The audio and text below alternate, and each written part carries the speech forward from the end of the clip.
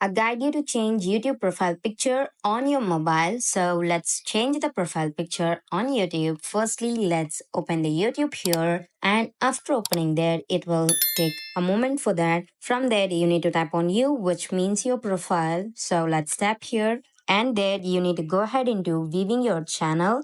So let's tap on that. After that, you need to tap on the profile picture here, and you could see you can't edit by tapping on that profile picture. All you need to do is that you need to go back and tap on the pencil icon which is beside the manage videos. So let's tap on that. From here you could see that camera icon is appeared above the name. So let's tap here, and from here you can select it through the camera or otherwise through the gallery, or otherwise you can go to the Google Photos. Let's say I'm tapping on the gallery and I'm going over there for selecting. Let's say I'm selecting this picture right now, and from here you can rotate that photo as well, and you can tap on save as profile picture here, and you could see that will be saved here, and it will take a moment for that. So you could see profile photo has been updated successfully.